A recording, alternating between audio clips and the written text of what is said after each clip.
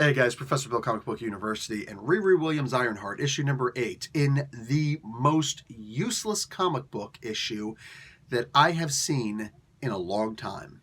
Yeah, I know. But Professor, you've been praising this series for issues 1 through 7. You said it was the best. Yeah, but I gotta be honest when an issue isn't good. And this issue reminds me of jumper cables, okay? I got jumper cables in my car. And if my car breaks down or somebody else's car breaks down, you need to recharge the battery, you need the jumper cables. This comic book, that's what it was, jumper cables. It's not the car, it's the jumper cables. Let's talk about this book. I'll explain more afterwards. This is Evel Ewing is the writer, Luciano Vecchio on art, Jaffo on layouts, Matt Mila doing the color art, VC's Clayton Cowles doing the letters and production, Stefano Caselli and Matt Mila doing the cover. Just a real quick talk about the art. Beautiful art, except for one problem. Why does it look like a Cure concert? This looks like Gothfest 2019. Everybody had... what is it? Mascara, eyeliner, right? You mark all around your eye. It's got to be eyeliner, right? Whatever it is. Like everybody's eyes were like super dark rings around. It's like everybody needs to get a little bit more sleep, man. I don't know what's going on with this. That aside, the art was gorgeous in this book. I love this, but fix the eyes, please. Everybody just, dude, I swear to God, Monday you could break my heart. Tuesday, Wednesday, fall up. I don't remember how that song goes. Somebody's going to get pissed off. I like the song, but this isn't Goth World, and I don't think that these guys actually perform anymore. Anyway, let's move on from there. What have you? Riri Williams, man.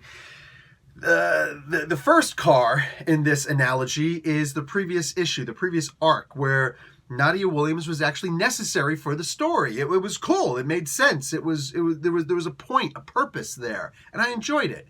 And she's in this issue just to say goodbye, basically. That's it, to say goodbye. You could have said that in the previous issue. Xavier's like, yeah, I'm going to leave too. Bye. If you didn't read the previous issue, remember the John Byrneism, the most important in Comic Book University, the most important fact about comics. Every single comic book that you create is someone's first comic book.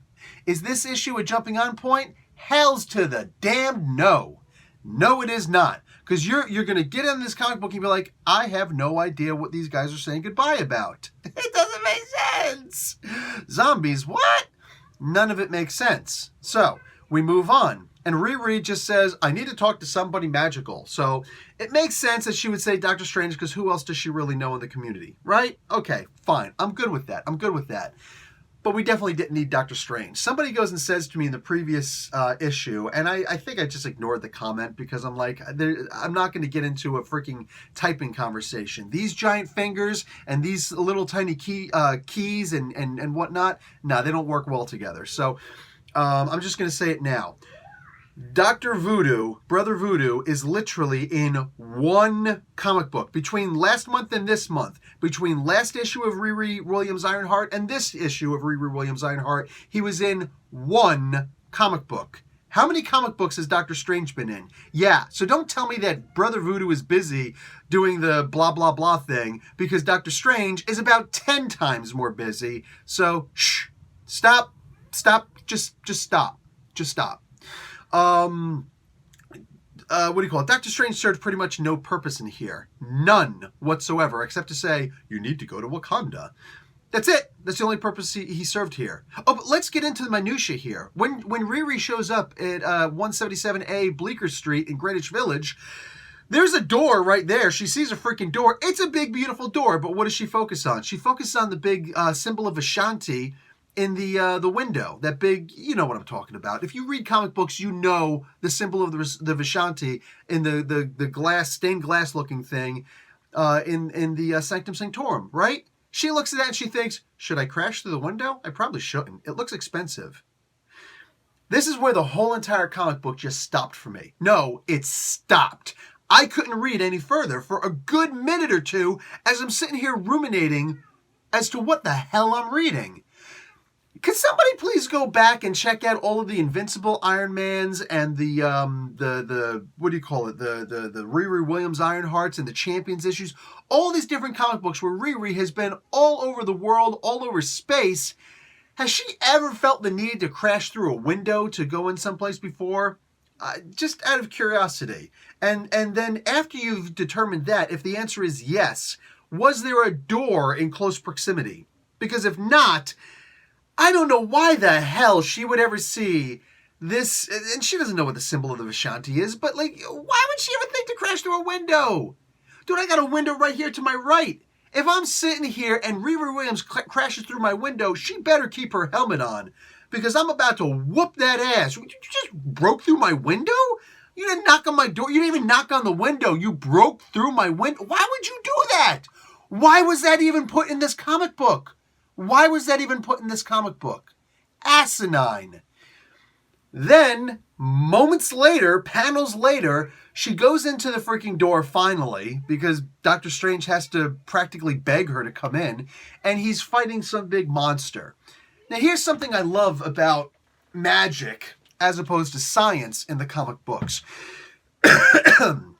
If the writer is not just making it some big blast that you're doing, if the writer's actually paying attention to the fact that this is magic and it's something different than, whatever else you're using, it's that magic is attuned. Magic has a purpose. It cannot be cast without a purpose. Anybody could pull the trigger on a gun. But if you don't have a purpose, an intent, and everything, when it comes down to magic, it can't even be used. It's a very intricate thing. So when Doctor Strange fires, again, it depends on the writer. If the writer's paying any kind of attention to how Doctor Strange and magic in general has always been consistently used in the Marvel Universe, if Doctor Strange focuses a blast on some ethereal being, his blast is predetermined to hit this creature. If somehow it misses or deflects, it's not going to destroy a wall or hurt somebody else unless that being is also from the same ethereal dimension. You know what I'm saying? It's custom tailored to that particular type of creature that he's firing the blast at. It's a beautiful thing when it comes to magic. Missiles, on the other hand, if you miss with, they're going to blow away a wall, which is pretty much what happened in here. It could destroy valuable magical artifacts. It could hurt another human being. So when Riri Williams sees Doctor Strange battling this monster and fires off some missiles there, he mentions, he just mentions in passing, oh, you fired off missiles in my Sanctum Sanctorum. Yeah. How about you go into the actual depth there and give Riri a great teaching moment? Riri Williams, a brilliant character, too smart for her own good, is how she's often described by intelligent people, who leads with her jaw. I think that it would have been a beautiful moment for Doctor Strange to point out the difference, that specific difference between magic and missiles.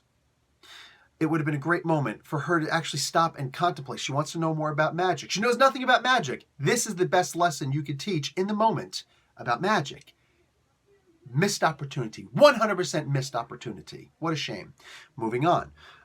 Basically, go to Wakanda. All roads lead to Wakanda. That's pretty much it. Please find me some other substance. Please find me some other minutia that had any bearing on the story, on Riri's development, on the arc development, on anything in the story other than you have to go to Wakanda. Listen, man, Riri Williams is an amazing character. Proof is in the pudding, all right? I don't need to see Doctor Strange in these stories, especially in a story where Dr. Voodoo probably should have been used. And what I meant to say was Dr. Druid. Dr. Druid could have been used, for crying out loud. Like, anybody could have been used. You didn't need Doctor Strange to say, oh, all roads lead to Wakanda for you, young lady. You didn't need Doctor Strange for that. This was just pointless. The whole comic book was pointless. It was a bridging moment, all right? I worked in engineering for a long time, And I know that to bring a component and a pad and another component and a pad together, you need a little solder joint. That's what you need. You need some kind of solder joint to bridge that gap. Basically, jumper cables. That's all you need. All this comic book, it was just a jumper. That's all it was. It served zero other purpose. There were no learning lessons for Riri, no advancement in the story arc except go to Wakanda, which is literally 3 words. Go to Wakanda. Dude, 3 words for this comic book. I didn't need to spend the money on this comic book.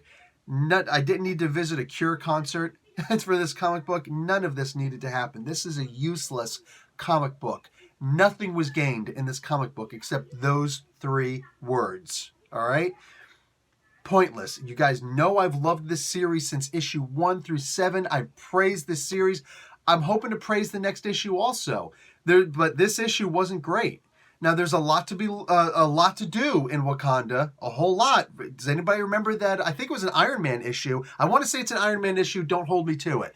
But it wasn't a Black Panther issue where the Mandarin, the founder of the 10 Rings, the Mandarin goes and resurrects the body of Eric Killmonger for some time. Does anybody remember that? Because I do, and it was amazing. If only I can remember which issue it was, But yeah, dude, so the story's already there. The 10 Rings are already there's already a story there in Wakanda. So perfect. Please utilize that story. Have Akabi show up. Have some of the great magicians and wizards of Wakanda show up. Make it pertinent. Not just, oh, well, Shuri can use magic now. She barely understands her magic.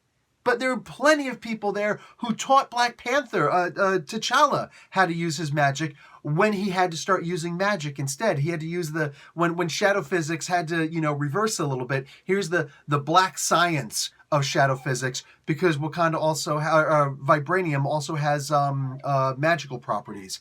The story's already there. Don't waste it. Don't waste it.